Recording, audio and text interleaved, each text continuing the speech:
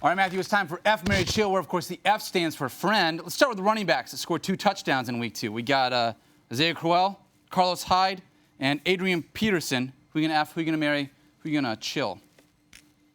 Thanks, Coach. I'm going to F, friend, of course, Adrian Peterson, volume key in fantasy football. Peterson's obviously getting it.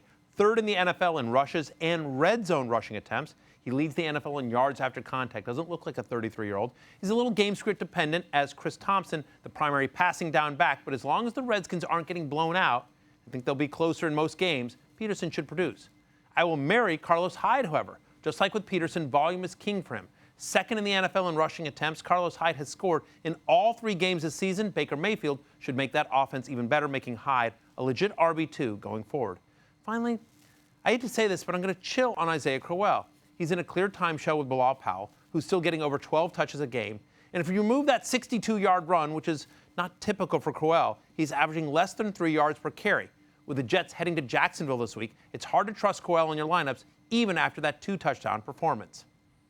Secret Squirrel, who's next? All right, I'm Matthew, sorry, Coach Patricia. I love running backs, so let's talk about another group of running backs. This time a group that saw an uptick in carries in Week 3. You got CHRIS CARSON, you got Kerryon Johnson here, and Sony Michel. Who are you going to F, who are you going to marry, who are you going to chill?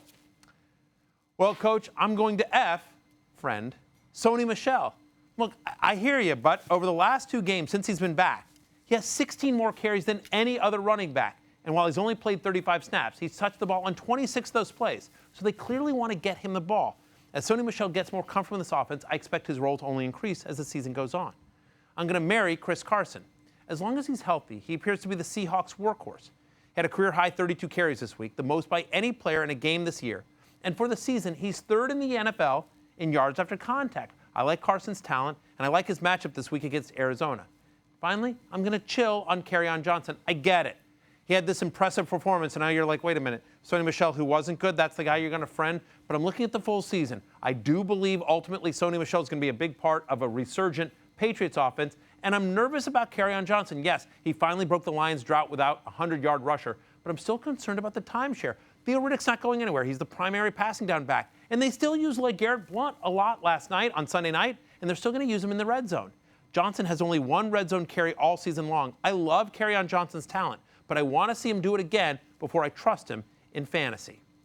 All right, Secret Squirrel, who's next? All right, enough the running backs. Let's look at some wide receivers who struggled in Week 3. Obviously, no Lions will make this list. We got Amari Cooper, Larry Fitzgerald, and Allen Robinson. Who are you going to F, who are you going to marry, and who are you going to chill?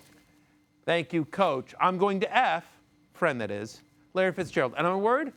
100%. It's hard not to be the way the Cardinals' offenses look. But he's still catching 71% of his targets for the season, despite a deeper average depth of target than he had last year. So he's still got the talent. The Cardinals are running the fewest plays in the NFL by a wide margin. I expect some positive regression there. And Fitz will benefit from that. Look, they can't be any worse under Josh Rosen. You come into a situation, what are you going to do if you're Josh Rosen? Throw to the Hall of Famer. So I expect better days ahead for Larry Fitzgerald. But I'm going to marry Allen Robinson. Yes, the production hasn't been there all season long, but he still has 28 targets in 3 games. That's tied for 12th most in the NFL. He's catching 61% of his targets, better than his career average. And on Sunday, he was targeted on 3 of Mitchell Trubisky's 4 red zone passes. Trubisky seems to be kind of a one-read quarterback at this stage, and that one read is Allen Robinson. He has at least 50 yards in all 3 games. He has a great matchup this week against Tampa Bay. Give me some A-Rob. But I'm going to chill on Amari Cooper. Look, I loved Amari Cooper entering this season. John Gruden said he would be the focal point of the Raiders' passing offense. But through 3 games, right, that's not the case. He's 3rd in his own team in targets behind Jared Cook and Jalen Richard. Jordy Nelson only 1 behind him. Look, Amari Cooper's been held under 20 yards in 2 of his 3 games this season. I think better days are ahead. I think it's a little bit fluky, the Miami game and, of course, the Rams game. Better days are ahead for Amari Cooper, but right now it's hard to trust him, so that's why I'm chilling on him. For all the latest fantasy football news and analysis, you can binge watch all the episodes of the Fantasy Show right now on ESPN+.